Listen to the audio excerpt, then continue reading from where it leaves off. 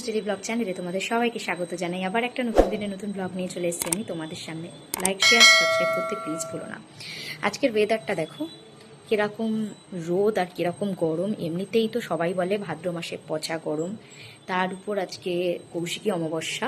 তো কারা কারা তোমরা রাত্রেবেলা মানে নিরামিষ খাও সেটা অবশ্যই কিন্তু তোমরা কমেন্ট বক্সে আমাকে অবশ্যই জানিও। সত্যি কথা বলতে কি বলো তো, আমার বাপের বাড়িতে কালী পুজো হয়, তো সেটা তো আমি তোমাদের দেখাতে পারবো না।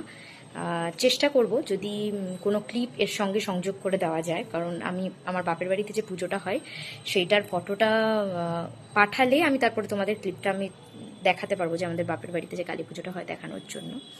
তো যাই হোক, সবাই সাবধানে থাকবে, খুব ভালো থাকবে। তো যখন এই ভিডিওটা তোমরা দেখবে তখন হয়তো সেটা অমাবস্যার পরের দিন হবে। যাই হোক, আমার ছেলে আজকে সকালবেলা স্কুলে চলে গেছে অলরেডি। আজকে যেহেতু আমি পুজো দিতে পারবো না, তো মা পুজো দেবে আর আমি রান্না করব।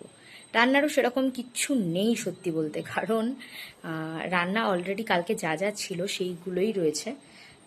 শুধু ভাতটা করব আর ডালটা করব, তাহলেই আমার হয়ে যাবে। কারণ কালকে ওরা বেশি কিছু খায়নি, খেয়ে যায়নি, তার জন্য আমরা এই ঘরেও ভাবছি যে সেরকমই টোটালি অল্প কিছু করব, মানে একদম ডাল ভাত যেরকম থাকে। আর মাছ যেহেতু রয়েছে আমার শ্বশুর বাড়িতে, এইখানে আমি যেরকম তোমাদের নিরামিষ খাই সংক্রান্তিতে, আমি তোমাদের আগেও বলেছিলাম সংক্রান্তিতে নিরামিষ খায় অনেকে, আর অমাবস্যায় নিরামিষ খাই। কৌশিক অমাবস্যাটা অনেকেই মানে, যেটা আমার বাপের বাড়িতে অবশ্যই মানে, তারা নিরামিষ খায়, তারা আগের দিন সংযম করে, যেহেতু ঘরে কালী ঠাকুর আছে। কিন্তু এরা কিন্তু মানে না। এদের আমি বিয়ের পর থেকে এসে দেখেছি যে অমাবস্যায় একমাত্র রাত্রে না বেরোনো ছাড়া, কিংবা কয়েকটা টুকটাক কাজ রয়েছে, মানে যেমন ধরো রাত্রেবেলা যেমন ভাত খেতে নেই সেই ব্যাপারটা ওরা খায় না, কিন্তু রাত্রেবেলা ওরা পেঁয়াজ মানে ডিম, পেঁয়াজ বলো, রসুন বলো, ডিম বলো, এগুলো খায় এরা। তো যাই হোক, এইভাবেই আজকের দিনটা চলবে সম্ভবত।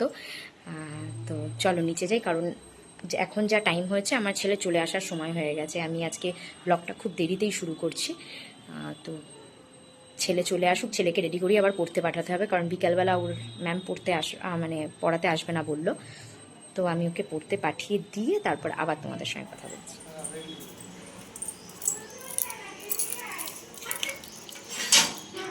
কি রে, তুই তো মনে হয় যুদ্ধ জয় করে এসছিস। হ্যাঁ, তাড়াতাড়ি রেডি হয়ে এর বাড়িতে যেতে হবে, চৈতির বাড়িতে যেতে হবে, বিকেলে পড়াতে আসবে না বললো।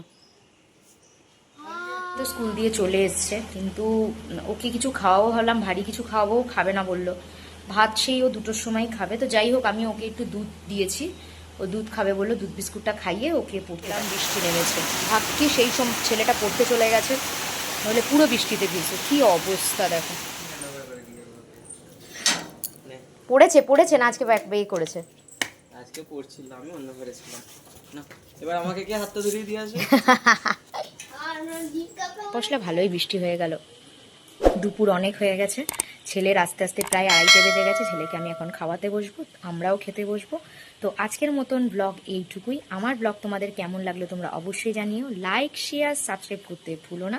তাহলে আজকের মতন টাটা, কাল আবার দেখা হবে।